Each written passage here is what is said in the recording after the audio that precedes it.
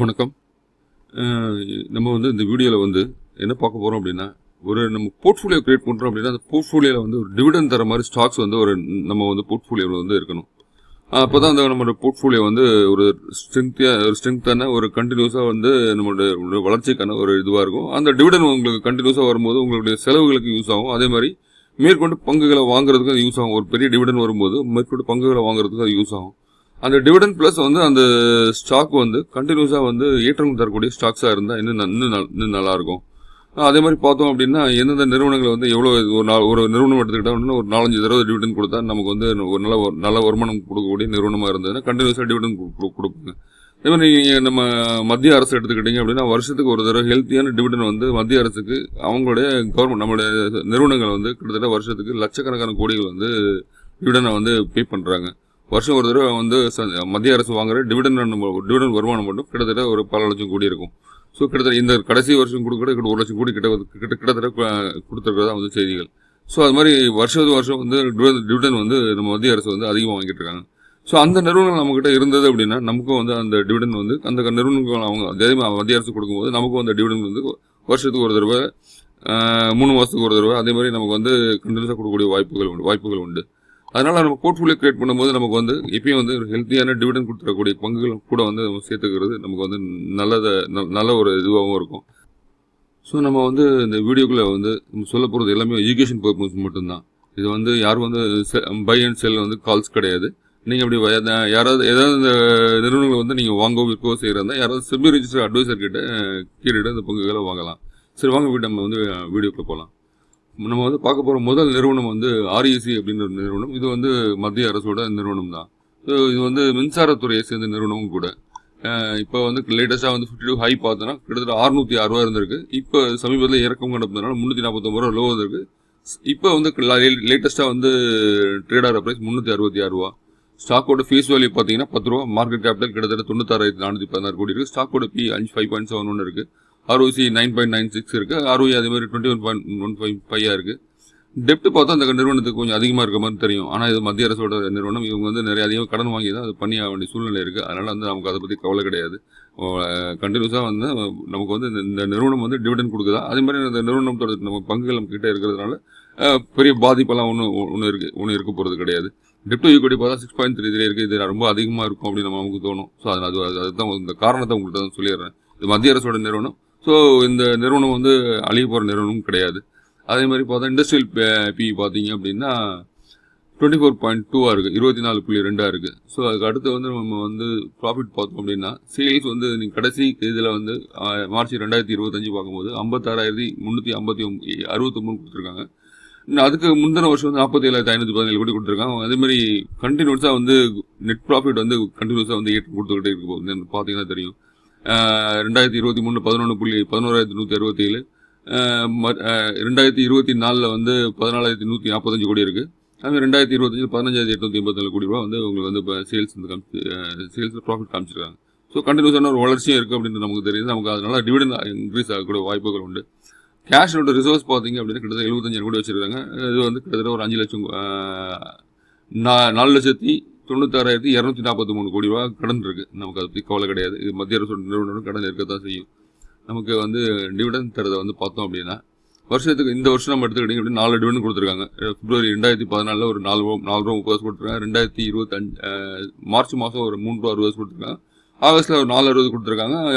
திரும்ப அதே ஆகஸ்ட்டில் திரும்ப ஒரு 2 ரூபா 60 கொடுத்துருக்காங்க. கிட்டத்தட்ட 4 டிவிடெண்ட் வருஷத்துக்கு ஒரு தடவை கொடுக்குறாங்க அப்படின்னு நமக்கு தெரியுது. அதே மாதிரி போனஸ் பார்த்தீங்க அப்படின்னா கடைசி வந்து 2 தடவை கொடுத்துருக்காங்க. 2016 1 கொடுத்துருக்காங்க. 2022 3 பங்குகள் வச்சுருக்கோம். ஒரு பங்குகள் போனஸ் கொடுத்துருக்காங்க. ஸோ இது வந்து முதல் நிறுவனம் பார்த்தது. ஸோ நம்ம பார்க்க போகிற இரண்டாவது நிறுவனம் பவர் ஃபினான்ஸ் கார்பரேஷன். இதுவும் வந்து மத்திய அரசு வந்து மின்சாரத்துறைக்கு கடன் தரும் நிறுவனம் தான். ஸோ மார்க்கெட் கேபிட்டல் பார்த்தோம் 1,30,156 கோடி இருக்குது. ஸ்டாக்கோட பி 5.35 இருக்குது. புக் வேல்யூ 357, ஃபேஸ் வேல்யூ 10 ரூபா. முக்கியமாக பார்க்க முடியாது. அதே மாதிரி டெப்ட் டு ஈக்விட்டி இந்த நிறுவனத்துக்கும் அதிகம் 8.25 அது இருக்குது. ஸோ இதுவும் வந்து மத்திய அரசு வந்து மின்சாரத்துறை நிறுவனங்களுக்கு கடன் தரதுனால இது வந்து அதிகமாக கடன் வாங்கி மற்றவங்க நிறுவனங்களுக்கு கடன் தரதுனால இந்த இது இருக்குது. இண்டஸ்ட்ரியல் பி 24.2 இருக்குது. இதே மாதிரி நம்ம வந்து ப்ராஃபிட் அண்ட் லாஸ் பார்த்தோம் அப்படின்னா ரெவன்யூ வந்து இந்த நிறுவனம் வந்து கடைசியாக வந்து 1,07,106 கோடி காமிச்சிருக்காங்க. அதே கண்டினியூஸான வருமானம் நெட் ப்ராஃபிட் பார்த்தோம்னா கண்டினியூஸான வளர்ச்சி 5,462 கோடி 6,000 கோடி கண்டினியூஸான ஒரு வளர்ச்சி இருக்கிற வருமானம் கொடுக்கக்கூடிய ஒரு நிறுவனம். 2022 18,768 கோடி 21,769 கடைசியாக பார்த்தா 30,000 கோடி வந்து வருமானம் கொடுத்து காமிச்சிருக்காங்க. இந்த வருமானம் வந்து நமக்கு வந்து டிவிடெண்ட் கொடுக்கக்கூடிய வாய்ப்பு கொண்டு உண்டு. அதே மாதிரி பார்த்தோம் அப்படின்னா ரிசர்வ்ஸில் கேஷ் வந்து பார்த்தீங்கன்னா 1,14,438 கோடி வச்சிருக்காங்க. 9,71,758 கோடி ரூபா கடன் இருக்கு. ஸோ இதுதான் வந்து இதோட ட்ராபேக்காக நம்ம வந்து எடுத்துக்கலாம். அதுக்கு இன்வெஸ்டர்ஸ் இதில் எடுத்துக்கிட்டீங்கன்னா ப்ரொமோட்டர்ஸ் இதில் கண்டினியூஸாக வந்து ஒரு 55% அவங்க மெயின்டைன் பண்ணுறாங்க. எஃப்ஐஎஸ் கிட்ட அதே மாதிரி 18% இருக்கு. டிஎஸ் கிட்ட அதே மாதிரி 16% கிட்ட இருக்கு. அதே மாதிரி நம்ம முதல் பார்த்த ஒரு அந்த நிறுவனம் பார்த்தோம் இல்லையா ஆர்இசி, அந்த நிறுவனமும் அதே மாதிரி ஹெல்த்தியான ஒரு ப்ரொமோட்டர்ஸ் குரூப்போட இது இருக்கு. 52% வச்சிருக்காங்க, 19% இவங்களும் வச்சிருக்காங்க. டிஎஸ் கிட்ட ஒரு 15% இருக்கு. ஸோ நமக்கு வந்து ப்ரொமோட்டர்ஸ் பற்றியும் பயம் தேவையில்லை. ஸோ அதனால வந்து நம்ம இது வந்து இந்த நிறுவனம் வந்து இரண்டாவது நிறுவனம் எடுத்துக்கலாம். மூணாவதாகவும் பார்க்க போகிற நிறுவனம் வந்து மின்சாரத்துறை சேர்ந்த நிறுவனம் தான். இது வந்து ஒரு மத்திய அரசோட நிறுவனம், power grid corporation of India அப்படின்ற ஒரு நிறுவனம். இது வந்து இந்த பவர் வந்து கொண்டு போகிற நிறுவனம். ஸோ இந்த நீங்கள் பார்த்துருப்பீங்க, ஒரு பெரிய ஸ்ட்ரக்சரில் ஒரு அதாவது மின்சாரம் லைன் வந்து போகும். ஸோ அந்த மின்சார லைன் வந்து போடுற ஒரு நிறுவனம் தான் இந்த நிறுவனம். இது உங்கள் மார்க்கெட் கேபிட்டல் பார்த்தோம் 2,65,393 கோடி இருக்குது. ஸ்டாக்கோட பி 17.2 இருக்குது. ஆர்ஓசி பார்த்தோம் 12.8 இருக்குது. அதே மாதிரி பார்த்தோம்னா ஃபேஸ் வேல்யூ வந்து 10 ரூபா. ஸோ எல்லாம் நம்ம முக்கியமாக ஃபேஸ் வேல்யூ பின்னாடி வந்து பங்கு பிரிப்பு நடந்தது அப்படின்னா ₹1 ₹2 பிரிச்சாங்கன்னா நம்ம பங்குகள் வந்து ரெட்டிப்பாகக்கூடிய வாய்ப்புகள் உண்டு. அதனால ஃபேஸ் வேல்யூ முக்கியமாக பார்க்க வேண்டிய ஒரு இது இருக்குது. புக் வேல்யூ பார்த்தோம் 99.6 இருக்குது. ஃபிஃப்டிவ் ஹை பார்த்தோம் அப்படின்னா 366 ரூபாய் இருக்குது. ஃபிஃப்டிவ் லோ பார்த்தோம் 247 ரூபா இருக்குது. சமீபத்தில் வந்து இப்போ ட்ரேடர் பிரைஸ் 285 ரூபாய் இருக்குது. இண்டஸ்ட்ரி பி 17.2, டெப்ட் ஈக்விட்டி 1.41 இருக்குது. ஸோ இது ஒரு முக்கியமான ஒரு இது. அதே மாதிரி போன தடவை வந்து பவர் ஃபைனான்ஸை வந்து நம்ம பேலன்ஸ் ஷீட்டில் வந்து இது பார்க்கல. டிவிடன் வந்து இந்த பவர் ஃபைனான்ஸ் கார்பரேஷன் வந்து டிவிடன் எவ்வளோ இதுலேயும் வந்து 4 தடவை டிவிடன் கொடுத்துருப்பாங்க பாருங்கள். ஒரு தடவை 350, 2.5 ₹3.70 கொடுத்துருக்காங்க. ஸோ இது வந்து பவர் ஃபைனான்ஸ் கார்பரேஷன் 4 தடவை டிவிடன் தர நிறுவனம் போதும் இல்லையா, அந்த நிறுவனத்தோட இது. ஸோ பவர் கிரிட்டோட இது வந்து ப்ராஃபிட் அண்ட் லாஸ் பார்த்தோம். சேல்ஸ் பார்த்தோம் அப்படின்னு கண்டினியூஸாக 45,792 சேல்ஸ் காமிச்சிருக்காங்க. நெட் ப்ராஃபிட் அதே மாதிரி கண்டினியூஸான வளர்ச்சியுள்ள நிறுவனம் அது நமக்கு தெரியுது. 15,573, 15,521 காமிச்சிருக்காங்க. பெரிய டிஃப்ரெண்ட் இல்லை இருந்தாலும். அதே மாதிரி பேலன்ஸ் ஷீட் பார்த்தோம் அப்படின்னா ரிசர்வ்ஸில் வந்து கிட்டத்தட்ட 83,362 கோடி ரூபா கேஷ் ரிசர்வ் வச்சிருக்காங்க. கடன் பார்த்தீங்கன்னா கேஷுக்கு ஒரு 50,000 கோடி டிஃப்ரெண்ட் இருக்குது. 1,31,030 கோடி ரூபா கடன் காமிச்சிருக்காங்க. அதே மாதிரி இவங்களுடைய நிறுவனம் வந்து டிவிடன் கொடுக்குறது வந்து எப்படி கொடுக்குறாங்க பார்த்தீங்கன்னா இதுவும் ஒரு கண்டினியூஸாக வந்து 4 தடவை டிவிடன் கொடுக்குற நிறுவனமாக இருக்குது. 2024 3 தடவை கொடுத்துருக்காங்க. ஒரு தடவை ₹4.50 கொடுத்துருக்காங்க, ₹2.75 கொடுத்துருக்காங்க, ₹4.50 கொடுத்துருக்காங்க. இப்போ 2025 வந்து 2 தடவை கொடுத்துருக்காங்க. 3வது தடவை டிவிடன் வந்து நவம்பர் மாதத்தில் கொடுப்பாங்கன்னு எதிர்பார்க்கலாம். கண்டினியூஸாக அந்த நிறுவனம் வந்து 3 தடவை டிவிடன் கொடுக்குற நிறுவனமாக இருக்குது. கிட்டத்தட்ட 11, 12, 12 ரூபா வந்து நமக்கு வந்து டிவிடன் வரக்கூடிய வாய்ப்புகள் வந்து 10 ரூபா ஃபேஸ் வேல்யூ அப்படின்னு சொல்லி பார்க்கும்போது. ஸோ அதே மாதிரி ப்ரொமோட்டர்ஸ் வந்து பார்த்தீங்க அப்படின்னா இதுலேயும் வந்து ஒரு கிட்டத்தட்ட 51% இது வச்சுருக்காங்க. எஃப்ஐஎஸோட ஸ்டேக் வந்து பார்த்தீங்கன்னா 26% எஃப்ஐஎஸ் இருக்குது. டிஎஸ் கிட்ட கிட்டத்தட்ட ஒரு 18% இருக்குது. ஸோ இவங்கெல்லாம் வந்து ஏன் மெயின்டைன் பண்ணுறாங்க அப்படின்னா வெல்த்தியான டிவிடன் கொடுக்கக்கூடிய நிறுவனமாக இருக்குது. அவங்களுக்கு வருமானம் கண்டினியூஸாக வரக்கூடிய இருக்கிறதுனால இந்த இதை வந்து குறையாமல் வச்சுருக்கிறாங்க மியூச்சுவல் ஃபண்ட்ஸும் எஃப்ஐஎஸும். ஸோ நம்ம வந்து அடுத்து பார்க்க போகிற நிறுவனம் வந்து கோல் இண்டியா அப்படின்ற ஒரு நிறுவனம். இந்த நிறுவனம் வந்து பார்த்தீங்க அப்படின்னா நிலக்கரி துறை சார்ந்த ஒரு நிறுவனம். நிலக்கரியை வெட்டி எடுக்கிறது. இப்போ வந்து சமீபத்தில் வந்து அரசாங்கத்துக்கிட்ட இருந்து ஒரு ஆர்டர் ஒன்று கிடைக்கப்பட்டிருக்கு இந்த நிறுவனம் கூட.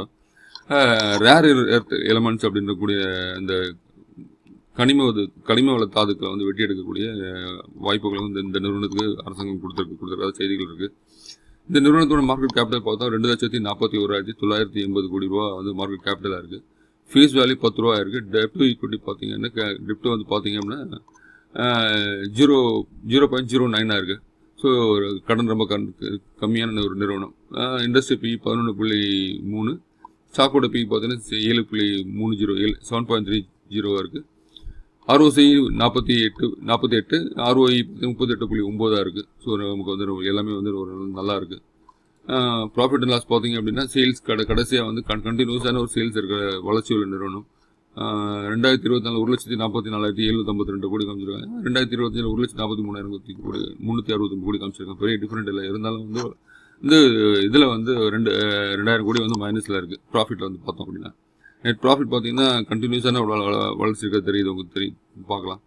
2020 17,370 காமிச்சிருக்காங்க. 2022 23 பெரிய ஜம்ப் கொடுத்துருக்காங்க. 17,000 31,000 கோடி ஜம்ப் கொடுத்துருக்காங்க. அதே மாதிரி 2024 37,369 கோடி, 2025 35,302 கோடி ரூபா வந்து நெட் ப்ராஃபிட் காமிச்சிருக்காங்க. பேலன்ஸ் ஷீட்டில் வந்து ரிசர்வ்ஸ் கேஷ் பார்த்தீங்கன்னா 92,942 கோடி ரூபா கேஷ் வச்சிருக்காங்க. அதே மாதிரி கடன் பார்த்தீங்கன்னா 9,146 கோடி ரூபா கடன் இருக்கிறதா சொல்லியிருக்காங்க. இந்த நிறுவனம் வந்து பார்த்தோம் அப்படின்னா டிவிடன் வந்து கண்டினியூஸாக ஒரு 4 தடவை டிவிடன் கொடுக்கக்கூடிய நிறுவனமாக இருக்கும். 2024 3 தடவை கொடுத்துருக்காங்க. 2024 5,4 ரூபா ஒரு தடவை கொடுத்துருக்காங்க. அப்புறம் வந்து ஆகஸ்ட் மாதத்தில் ஒரு 5 ரூபா கொடுத்துருக்காங்க. அப்புறம் வந்து பார்த்தீங்க அப்படின்னா நவம்பர் மாதம் ஒரு 15,000 ரூபா கொடுத்துருக்காங்க. ஸோ அதே மாதிரி இந்த வருஷம் வந்து 3 தடவை கொடுத்துருக்காங்க. இன்னொரு தடவை கொடுக்க வாய்ப்புகள் உண்டு. 2025 5 ரூபா 50 ஒரு தடவை கொடுத்துருக்காங்க. அதே மாதிரி 5,60 5,50 5 ரூபா 15 கொடுத்துருக்காங்க. போன வருஷம் கடைசியில் வந்து 15,000 இன்டர்ம் டிவிடன் பெரிய டிவிடன் கொடுத்துருக்காங்க. ஸோ இன்னும் ஒரு டிவிடன் பெரிய டிவிடன் வரக்கூடிய வாய்ப்புகள் உண்டு. நம்ம இந்த நிறுவனத்துக்கு நவம்பர் மாதம் கொடுக்க போகிறாங்க. ஸோ அப்போ வந்து கொடுத்தீங்க மாதிரி 100 ஸ்டாக் உள்ளவங்களுக்குலாம் பார்த்தீங்கன்னா 15,000 அப்படின்னா 1,000 வருமானம் கிட்டத்தட்ட வருஷத்துக்கு ஒரு பார்த்தோம் அப்படின்னா 5 10 ஒரு 25 கிட்டத்தட்ட 30 ரூபா வருமானம் கொடுக்கக்கூடிய இதாக இருக்குது. 100 பங்குகள் வச்சிருந்தீங்க அப்படின்னா கிட்டத்தட்ட ஒவ்வொரு வருஷத்துக்கு ஒரு 3,000 ரூபாலேருந்து 3,500 வரைக்கும் 3,500 வரைக்கும் நமக்கு வந்து டிவிடனாக வரக்கூடிய வாய்ப்புகள் உண்டு இந்த நிறுவனம் வச்சுருக்கவங்களுக்கு. ஸோ அதே மாதிரி இவங்க போனஸ் கொடுத்துருக்காங்கன்னா பார்த்தோம், போனஸ் கொடுக்கல இவங்க. அதே மாதிரி பார்த்தோம் அப்படின்னா இன்வெஸ்டர்ஸ் ப்ரொமோட்டர்ஸ் கிட்ட இருக்கிற ஸ்டேக் பார்த்தீங்கன்னா கண்டினியூஸாக வந்து 63% ஹெல்த்தியாக மெயின்டைன் பண்ணுறாங்க. எஃப்ஐஎஸ் கிட்ட 8% இருக்குது. டிஎஸ் கிட்ட 22% இருக்குது. ஸோ கண்டினியூஸாக குறையாமல் வச்சுருக்காங்க மியூச்சுவல் ஃபண்ட் நிறுவனங்கள். இது வந்து நம்ம வந்து பார்த்தா 4வது நிறுவனம். இப்போ வந்து 5வது நிறுவனம் உங்களுக்குலாம் தெரிஞ்ச நிறுவனம் தான். என்ன நிறுவனம் அப்படின்னு கண்டுபிடிச்சிருப்பேன்னு நினைக்கிறேன், வேதாந்தா. ஸோ பார்க்கலாம். இந்த நிறுவனம் வந்து தனியார் துறை சேர்ந்த நிறுவனம். 1,74,208 கோடி ரூபா வந்து மார்க்கெட் கேபிட்டல். கடன் அதிகமாக இருக்கிறதுனால கொஞ்சம் தடுமாறிக்கிட்டு இருக்கிற நிறுவனம் கூட. ஆனால் இருந்தாலும் வெல்த்தியான டிவிடன் கொடுத்துட்டு இருக்காங்க. இப்போ வந்து பார்த்தீங்க அப்படின்னா இந்துஸ்தான் ஜிங்க் அப்படின்ற ஒரு நிறுவனம் உங்களுடைய நிறுவனம் தான். 2 நிறுவனம் ஒரு பெரிய வளர்ச்சி அடையக்கூடிய நிறுவனம். கொஞ்சம் கடன் இருக்காங்க, தடுமாறாங்க. கூடிய சீக்கிரம் வந்து அந்த கடனை அடைப்பாங்கன்னு நமக்கு தோணுது. பார்க்கலாம் எப்படி என்ன பண்ணுறாங்க அப்படின்றத. ஃபேஸ் வேல்யூ வந்து இதில் வந்து ₹1 இருக்குது. இது முக்கியமாக கவனிக்க வேண்டியது. ஏன்னா மற்ற நிறுவனம் பார்த்த நிறுவனம் வந்து ₹10 ஃபேஸ் வேல்யூ பார்த்தோம். இந்த நிறுவனம் வந்து ₹1 ஃபேஸ் வேல்யூ. அப்படி பார்த்தோம் அப்படின்னா 446 இருக்கக்கூடிய பங்கு ₹10 ஃபேஸ் வேல்யூ போட்டோம்னா ₹4,460 அப்படின்ற ரேஞ்சுக்கு வந்து வந்துடும். இதுதான் முக்கியமான ஒரு விஷயம். இன்றைக்கி வந்து ₹1 ஃபேஸ் வேல்யூ இருக்குன்னா ₹446 இருக்குது. ஹை வந்து ₹527 வந்து போயிருக்கு. ₹362 வந்து 50 லோவாக இருந்திருக்கு. ஸ்டாக்கோட பிவி பார்த்தீங்கன்னா 12.9, புக் வேல்யூ வந்து 10.5 இருக்குது. ஆர்ஓசி வந்து 25.3, ஆர்ஓஇ வந்து 38.5 இருக்குது. டெப்ட் ஈக்விட்டி 2.22. ஸோ இதுதான் வந்து அவங்க முக்கியமான கடன் அதிகமாக இருக்குன்னு சொல்லி சொன்னது காரணம். அதனால தான் இண்டஸ்ட்ரி பி 46.4. அது ஒன்றும் பெரிய பிரச்சனையாக இருக்கிறது நமக்கு தெரியாது நமக்கு. ஸோ அடுத்து வந்து நம்ம பார்க்கக்கூடிய வந்து ப்ராஃபிட் அண்ட் லாஸ். கடன் சேல்ஸ் வந்து பார்த்தோம் அப்படின்னா கண்டினியூஸான ஒரு ஏற்றம் கொடுக்கக்கூடிய சேல்ஸாக இருக்கு உங்களுக்கு. 2024 1,47,808 கோடி காமிச்சிருக்காங்க. 1,43,727 கோடி ரூபா 2024 காமிச்சிருக்காங்க. 1,52,968 கோடி 2025 காமிச்சிருக்காங்க. நெட் ப்ராஃபிட் பார்த்தீங்க அப்படின்னா 23,000 கோடி 14,000 கோடி 7,538 கோடி 20,520 கோடி. ஸோ இது வந்து ஏற்றம் இறக்கம், அதாவது ஏற்றம் வந்து ப்ளஸ் இறக்கம், இந்த மாதிரி ஒரு இதில் வந்து ஸ்ட்ரக்சரில் வந்து உங்களோட இது இருக்குது. 2022 பார்த்தீங்கன்னா 23,000 கோடி காமிச்சிருக்காங்க. அதே மாதிரி 2023 பார்த்து 2022 23,710 கோடி, 2023 14,500 கோடி காமிச்சிருக்காங்க. 2024 மார்ச்சில் வந்து 7,530 கோடி. ஸோ இதுக்கு போது 7,000 கோடி கம்மியாக இருக்குது. ஸோ இந்த 7,000 கோடி பெரிய ஜம்ப் வந்து 2025 கொடுத்துருக்காங்க. பார்த்தீங்கன்னா தெரியும். இதுலேருந்து கிட்டத்தட்ட ஒரு 20,000 கோடி கிட்டத்தட்ட 13,000 கோடி இங்கே வந்து இன்க்ரீஸ் பண்ணி காமிச்சிருக்காங்க. ஸோ இது வந்து 20,535 கோடி ரூபா வந்து இந்த கடைசி வருஷத்தோட இதை காமிச்சிருக்காங்க. பேலன்ஸ் ஷீட்டில் பார்த்தோம் அப்படின்னா ரிசர்வ்ஸில் வந்து கேஷ் வந்து 40,821 கோடி கேஷ் வச்சுருக்காங்க. கடன் வந்து இந்த நிறுவனம் வந்து 91,479 கோடி ரூபா கடன் இருக்குது இந்த நிறுவனத்துக்கு. ஸோ டிவிடன் கடைசியாக வந்து கொடுத்த டிவிடன் பார்த்தோம் அப்படின்னா 2025 இது வரைக்கும் வந்து இந்த நிறுவனம் 2 தடவை டிவிடன் கொடுத்துட்டாங்க. ஒரு தடவை 16 ரூபா கொடுத்துருக்காங்க, ஒரு தடவை 7 ரூபா கொடுத்துருக்காங்க. ஸோ வருஷத்துக்கு 4 தடவை டிவிடன் கொடுக்கக்கூடிய நிறுவனமாக இருக்குது. ஒரு 50 ரூபா கிட்ட வந்து டிவிடன் கொடுக்குறாங்க. 11 ரூபா ஒரு தடவை, 4 ரூபா போன வருஷம் பார்த்தீங்கன்னா 11 ரூபா ஒரு தடவை கொடுத்துருக்காங்க மே மாதத்தில். ஆகஸ்ட்டில் ஒரு 4 ரூபா கொடுத்துருக்காங்க. செப்டம்பர் மாதம் ஒரு 20 ரூபா கொடுத்துருக்காங்க. அதே டிசம்பர் கடைசியில் வந்து 8 ரூபா 50 கொடுத்துருக்காங்க. 15, 35 ஒரு 8 43 ரூபா கொடுத்துருக்காங்க. வருஷத்துக்கு வந்து ஒரு பங்கு வச்சுருக்கவங்களுக்கு இந்த பங்கு 100 பங்குகள் வச்சுருக்கீங்கன்னா 4300 இல்லை 4000 வந்து உங்களுக்கு டிவிடனாக வரக்கூடிய வாய்ப்புகள் உண்டு. அதே மாதிரி இந்த பங்கு வந்து ஃபேஸ் வேல்யூ வந்து 1 ரூபா இருக்கானா 100 பங்கு நீங்கள் ஃபேஸ் 10 ரூபாய்க்கு வச்சுருந்தீங்கன்னா அவங்ககிட்ட ஒரு 1000 பங்குகள் இருக்கும். அப்படின்னு பார்க்கும்போது வருஷத்துக்கு ஒரு 40,000 44,000 உங்களுக்கு வருமானம் கொடுக்கும். முன்னாடி வாங்கினவங்களுக்கு தான் அது வந்து ஜாக்பாட் கொடுக்கக்கூடிய ஒரு டிவிடன் கொடுக்கக்கூடிய வளர்ச்சி உங்களுக்கு கிடைக்கும். அதாவது முதல் வந்து வாங்கியிருப்பாங்க இல்லையா, வாங்கி உங்களெல்லாம் ஸ்டேக் வச்சுருக்கவங்களுக்குலாம் வந்து இந்த நிறுவனம் வந்து கண்டினியூஸாக ஒரு 40,000 ரூபா வந்து அவங்களுக்கு வருஷத்துக்கு 40,000 45,000 வருஷத்துக்கு வந்து உங்கள் டிவிடன் கொடுக்கக்கூடிய நிறுவனமாக இருக்குது. அதே மாதிரி பார்த்தோம் அப்படின்னா ப்ரொமோட்டர்ஸ் கிட்ட ஸ்டேக் வந்து போனஸ் பார்த்தலாம், போனஸ் கொடுத்துருக்காங்க. செக் பண்ணி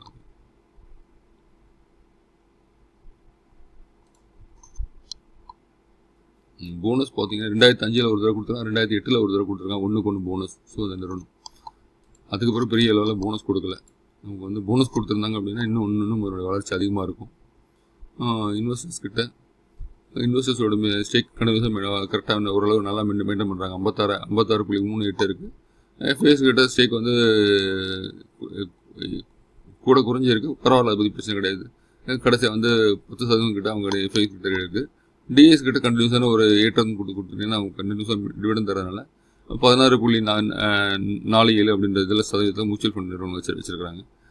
பொதுமக்கள் கிட்ட கிட்டத்தட்ட ஒரு 17% பொதுமக்கள் கிட்ட இருக்குது.